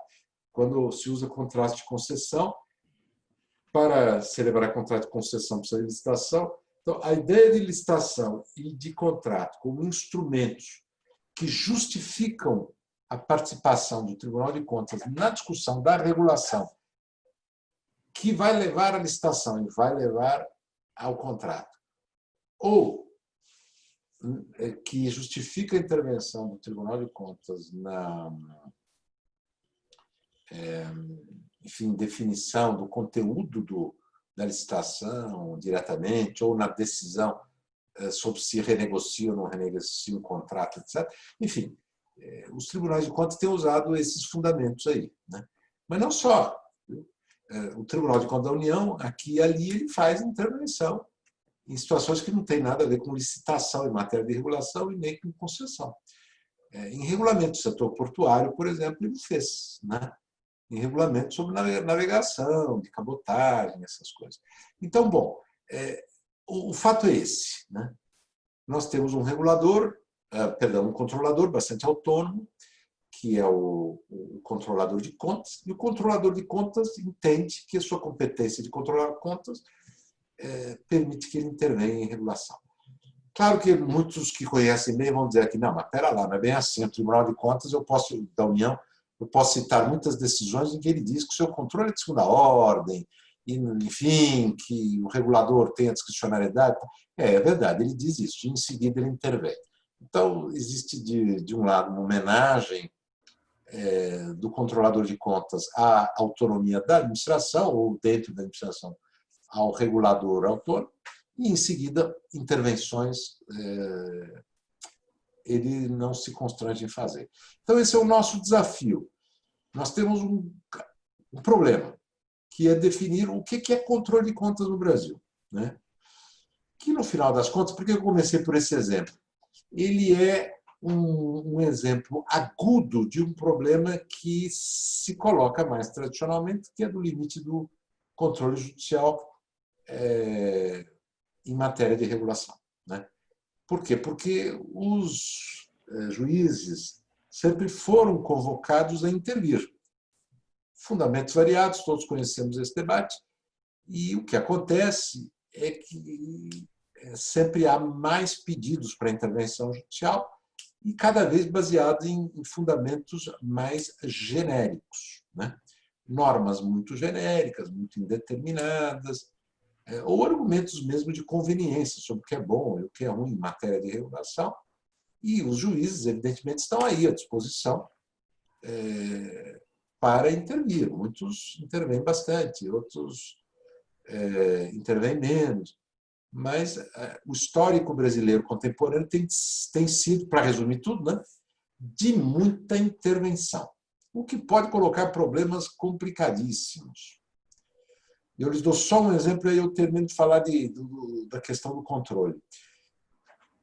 Passou-se a usar a arbitragem mais recentemente para tentar compor alguns conflitos ou para tomar algumas decisões difíceis, né? Como, por exemplo, em reequilíbrio de contrato de concessão. Isso vem se espalhando. Algumas agências importantes têm muitos dos seus conflitos em matéria de reequilíbrio de concessão submetidos à arbitragem. Bom, ok, então seria a arbitragem para substituir a intervenção judicial. Tá, mas aí o que acontece? O Tribunal de Contas diz, mas eu não tenho nada a ver com arbitragem. E eu posso dar ordens ao administrador que o administrador tem que cumprir. Se o tribunal arbitral decidir em sentido contrário, não vale nada. Então, seria o regulador de contas como um limitador da competência de intervenção do tribunal arbitral. Por que eu pego esse exemplo? Porque se eu dissesse para vocês o controlador de contas quer limitar a intervenção judicial, vocês diriam, mas isso, a loucura não vai acontecer nunca, né? Pois é, mas se vocês considerarem que isso já vem acontecendo naqueles casos em que a competência jurisdicional passou do judiciário para as arbitrais, vocês vão ver que o problema está posto. Então, esse é o nosso desafio. Como é que nós vamos conseguir delimitar o espaço do controle na regulação? Esse é um desafio que é muito mais complexo do que a delimitação do controle nas outras matérias administrativas. Por quê? Porque regulação é intervenção na atividade privada, e intervenção que pode ter muitas razões e muitos instrumentos. Então, é complexo, né, André? É um desafio que nós vamos ter que enfrentar. Eu citaria apenas, professor Carlos Ari, a questão do próprio princípio da tutela e da autotutela, da confusão que a nossa doutrina possui e realiza quando vai explicar, né, e onde começa, onde termina o controle interno. Toda essa discussão, ainda em âmbito de cursos e manuais de direito administrativo, dificulta muito, né, estabelecer qual é o limite do controlador também, né? Então, essa é uma dificuldade que a própria doutrina demonstra quando fala da atividade de controle do Estado, do conceito em si, de até onde vai esse controle interno e essa autotutela e a tutela administrativa, né? É isso aí. Cristiano, você quer... Nós já tivemos no Tribunal de Contas da União, né? Agora não me lembro, acho que na Constituição de fim década de 30, não me lembro se na de 34, acho que na de 37, a possibilidade do controle prévio, né? E vira e mexe, eu sou advogado da Petrobras, embora esteja em outra empresa do sistema neste momento, mas vira e mexe a gente tinha verdadeiras batalhas lá justamente para afastar o controle prévio, né? E tínhamos justamente esse argumento, né? Olha, muitas vezes o controlador está agindo como se fosse o gestor e querendo tomar a decisão pelo gestor. Inclusive teve um episódio engraçado, porque um dos auditores queria participar de uma reunião de negociação com uma das empresas, enfim, privadas. Como é que se participa da reunião de negociação e depois controla, né? Você vai aferir que o negócio é bom? Como é que... Então, essa é uma questão importante, porque diz respeito exatamente a esses limites esfumaçados que eu acho que ficaram ressaltados aqui, né? No que se refere à competência, no que se refere ao controle da ordenação e também no que se refere à qualidade da ordenação, né? Muitas vezes a gente não tem uma definição, e eu acho que essa definição ela não precisa nem ser oriunda da lei, né? Ela pode, muitas vezes, os tribunais poderiam, exatamente por decisões reiteradas e institucionais, né? Poderiam definir melhor uma direção e trazer segurança jurídica para o país. Eu acho que isso faria bem, tanto no que se refere ao ambiente de negócios, quanto no que se refere à cidadania no país. Né? Do que se esperar em termos de política pública, do que se esperar do bom gestor público. Né? A grande discussão aí, semana passada nós estávamos discutindo uma monografia, né, André, sobre o que o TCU considera como sendo um bom gestor público, né? E os termos são assim, exatamente muito amplos, né? Muito genéricos, né? E dá margem para interpretação de todos os lados. Aproveitando, faço referência à professora Juliana Palma, sua colega na FGV, né, professor, que tem um trabalho muito bom a respeito do foi exatamente. Foi exatamente o que ensejou essa discussão nossa lá. Exatamente. O artigo dela. Passando para o último ponto, até pelo avançar da nossa hora, sei que o tempo do senhor é precioso, você ficou de falar também um pouco a respeito do tempo nessa ordenação, né? Pois é. Olha, o que eu queria dizer, isso aqui tem muitos aspectos que estão sendo debatidos aí no âmbito da legislação e da jurisprudência. Eu escolhi um de cada para mencionar para vocês aqui. E para dizer o seguinte, a administração pública, agora nós estamos falando de ordenação administrativa especificamente, a administração pública ela nunca lidou bem com o desafio do tempo. Ela sempre entendeu que, ao contrário do que dizia Cazuza na sua música, o tempo para esperar a regulação. Né? E um exemplo de reação que ocorreu em relação a esse assunto é o da Lei de Liberdade Econômica, que tentou lidar com o tempo, tratar do problema do tempo que a administração pública tem para editar ou negar um ato de liberação, isto é, para expedir uma licença. Que é um desafio terrível. Quem já pediu licença de alguma coisa sabe que a administração pública não considera que tem um dever de decidir um determinado tempo. Na prática, não considera. E que a atividade privada tem que aguardar, está proibida, fica aguardando aí. Bom, acontece que o tempo que a administração pública pode precisar para alguma coisa, ele pode ser de décadas ou de anos. E pode ser diferente para A e para B. E esse é um desafio não resolvido no Brasil. A administração pública fala, tem muita conversa de que vai resolver, e não acontece. E aí, bom, a Lei de Liberdade Econômica, uma fórmula muito ruim e tal, mas, de qualquer modo, tentou dar enfim, colocar lá uma pedra nesse assunto para dizer agora tem tempo, se a administração não decidir no prazo, está aprovado. Enfim, tentou alguma solução assim de silêncio positivo, né? Mas esse é um grande desafio nosso. E não é só em matéria de liberação. E tem um problema, por exemplo, em pleitos de reequilíbrio em contratos de concessão. Porque uma das técnicas que a administração pública claramente utiliza em contrato de concessão é não decidir os pleitos de reequilíbrio, esperar o prazo do contrato terminar e depois transformar aquilo numa discussão judicial e num precatório, né? Então, é uma fórmula de irresponsabilidade fiscal, né? Então, bom, a pergunta que nós temos que responder é assim: será viável ter boas soluções legislativas para vincular a regulação a prazos, a intervenção regulatória a prazos? Esse é o grande desafio, eu diria, que o Brasil vai ter que enfrentar. Vai ter que enfrentar, porque as crises nas concessões por conta do desrespeito ao tempo são enormes. As crises na construção civil por conta do desrespeito a prazo de licença urbanística são enormes. E ou nós conseguimos impor prazos para a administração pública ou nós vamos continuar com essas crises. Bom, esse é um exemplo ligado a uma intervenção legislativa. Agora, eu queria dar um exemplo... Posso só fazer um apontamento, professor? Fala, André. Fala. Você sabe que, em 2013, eu publiquei aquele livro de silêncio administrativo, enfim, que é um tema que muito me agradava na época que eu estive na Espanha e que eu tentei trazer aqui algumas ideias para o Brasil, né?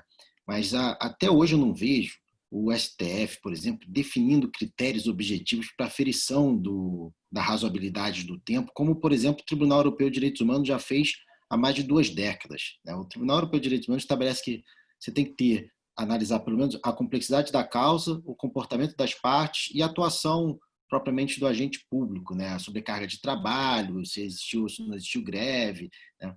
E a maioria dos documentos europeus que existem a respeito da temática de tempo estabelece que, por exemplo, o Código Europeu de Boas Práticas, né, de Boas Condutas, não lembro exatamente o nome, estabelece que o tempo razoável para uma primeira decisão administrativa é de 2 meses, 60 dias. Isso é inimaginável no Brasil. A gente sabe que, na prática, a maioria das legislações aqui, quando estabelece um prazo ou fixa um prazo legal, esse prazo legal não necessariamente é o prazo razoável, né? Isso a doutrina europeia também estabelece, né? O prazo legal não necessariamente é o prazo razoável para se tomar uma decisão, mas normalmente se estabelece como prazo legal 60 dias como mínimo para uma tomada de decisão. E a nossa lei de processo administrativo federal ela é muito ampla, ela estabelece 30 dias da data da instrução do processo. Agora, quanto tempo vai se levar para instruir o processo? Pode ser 10 anos, né? Esse que é o grande problema. E por mais que às vezes se provoque a administração para que ela informe se o processo está instruído, para que ela tome a decisão em 30 dias, ela também simplesmente ignora e deixa o particular nesse silêncio, nesse eterno silêncio, e o seu dever de decisão continua não sendo respeitado. É aquela prática ainda perniciosa e, infelizmente, não raras vezes a gente vê vidas e destinos de pessoas sendo diretamente relacionado a essa inércia da administração, né? É isso aí. E um outro ângulo disso, para terminar aqui nos exemplos, que a jurisprudência vem enfrentando mais ou menos, né, é o do prazo para a administração pública aplicar sanções e para a administração pública invalidar.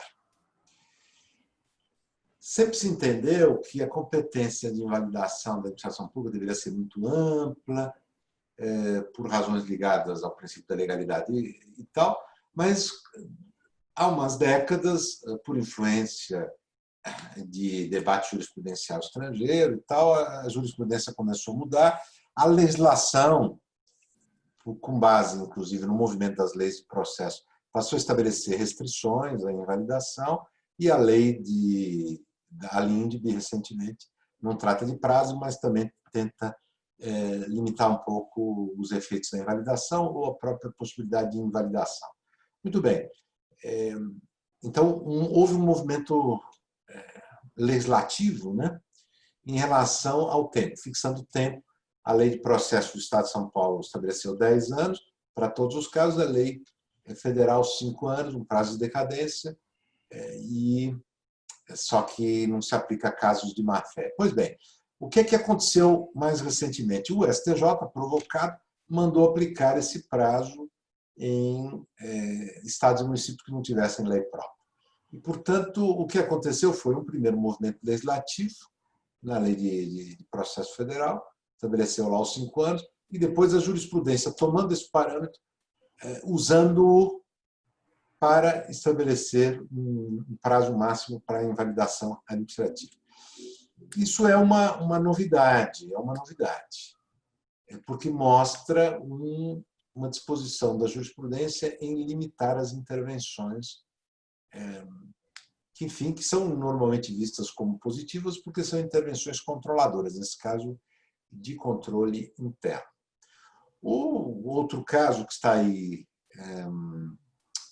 para ser decidido sempre, mas que até agora está um pouco mal resolvido, é o da competência sancionatória, porque o que aconteceu foi que sempre se entendeu que a administração pública não tinha prazo nenhum para aplicar sanções administrativas, em matéria, inclusive, de regulação, até que, em 1999, foi editada uma lei federal que estabeleceu prazos de prescrição, chamou de prescrição administrativa, para a imposição da sanção na esfera administrativa. Né? Muito bem, isso foi, então, uma intervenção legislativa, então, parecida, mais ou menos na mesma época, com a intervenção legislativa que estabeleceu um prazo máximo para a invalidação administrativa. Né? Bom, mas o que acontece é que estados e municípios não têm a mesma coisa. Então, não tem lei municipal e estadual estabelecendo prazo máximo para aplicar uma sanção administrativa em matéria regulatória. Os processos se eternizam. Né? Aí o assunto chegou ao STJ, e o STJ até agora não conseguiu resolver esse problema bem. Por quê? Porque embaralhou a discussão que essa lei até propicia, essa lei de 99, entre prescrição administrativa e prescrição judicial, e, no final das contas, no caso concreto lá que decidiu, que acabou adquirindo um certo estilo de leading case, se disse, olha, a lei federal não se aplica a estados e municípios, então acabou criando um paradoxo, né?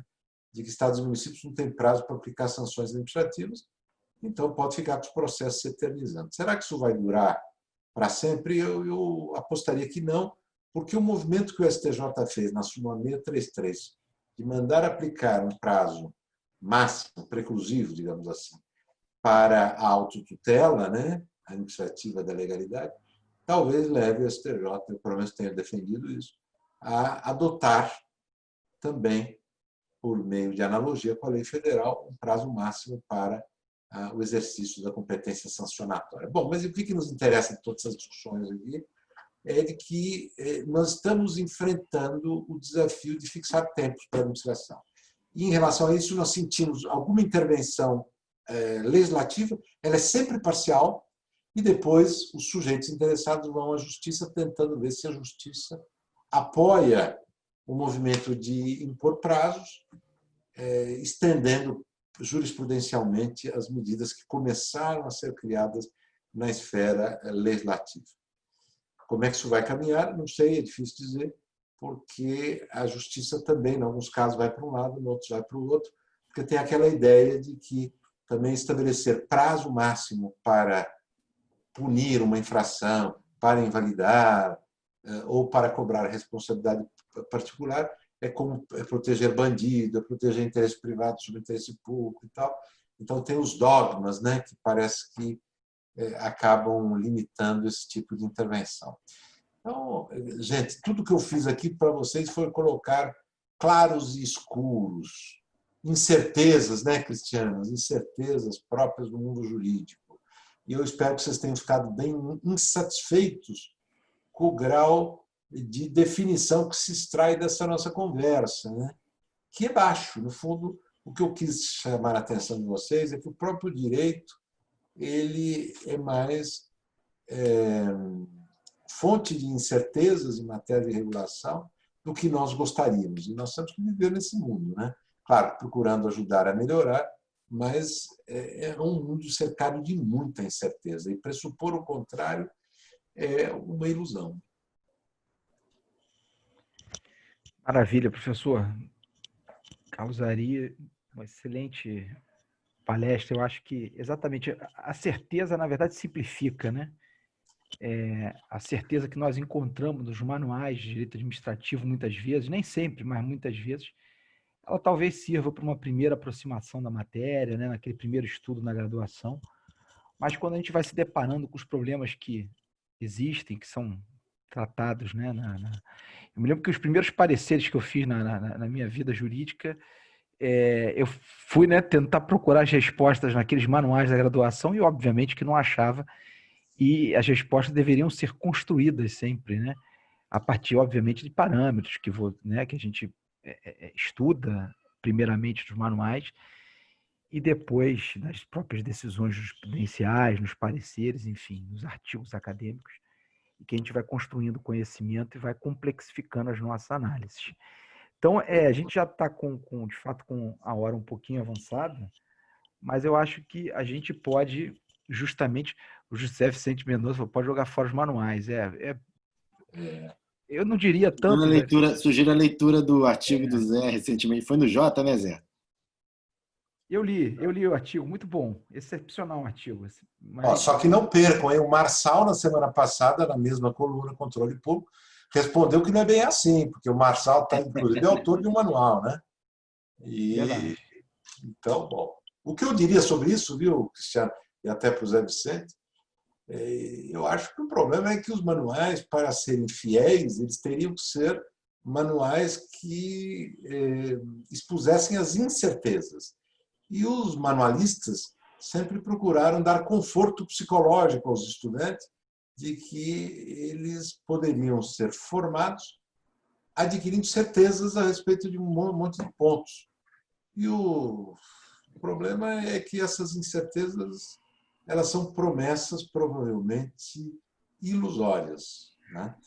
E isso, no final das contas, talvez tenha a ver com a ilusão do próprio direito, né?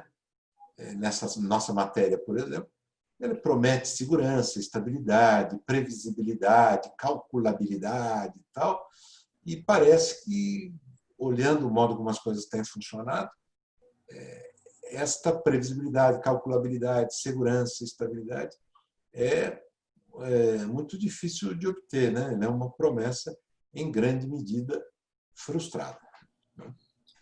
Professor Carlos Ari, eu queria primeiro agradecer então a sua participação nessa aula inaugural, convidar todos aqueles que estão assistindo para conhecerem um pouco mais sobre essa pós-graduação, agora 100% online, com a nova modelagem, porque tínhamos antes uma pós em Direito Administrativo e Econômico, professor Carlos Ari, que estava já na 4ª turma, e decidimos reformular, o Cristiano, na verdade, capitaneou essa reformulação dessa pós, agora de Direito Econômico e Regulatório.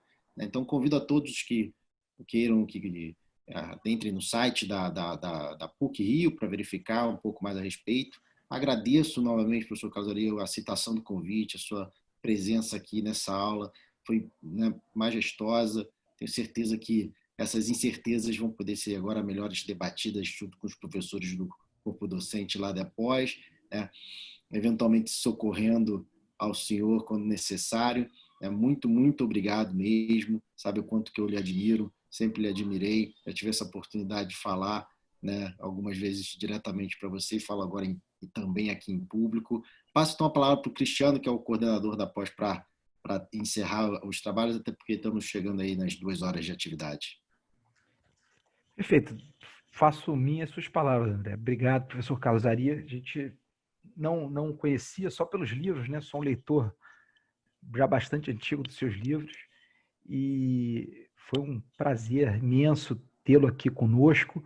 Quando tudo isso passar, nós certamente teremos a oportunidade de nos encontrar presencialmente. Faremos, inclusive, um convite para o senhor vir à PUC, lá no nosso campus agradabilíssimo e tudo mais, ministrar uma palestra para os nossos alunos, enfim, para os nossos colegas lá da PUC. É isso. Agradeço a todos e a todas presentes e desejo uma boa noite, uma boa semana a todos. Carlos, e deixo a palavra final com o professor Carlos Ari, para depois a gente já finalizar o evento. Bom, eu que agradeço, pessoal, todos que estiveram aqui. Algumas perguntas surgiram, a gente conseguiu falar sobre elas. Eu sei que há uma certa frustração por não termos conseguido tratar de tudo, mas tem todo um curso pela frente, né? Desejo um sucesso enorme nesse curso. Fiquei muito feliz de encontrar os colegas aqui, Cristiano, André, o Zé Vicente e outros que eu identifiquei aí pelo nome, e estamos aqui para tentar ajudar a que o direito público econômico tenha pessoas abertas para as suas incertezas, mas para tentar compor bem os conflitos dentro do nosso conjunto de instrumentos disponíveis, né? Um abraço a todos, muito obrigado e uma boa noite a todos.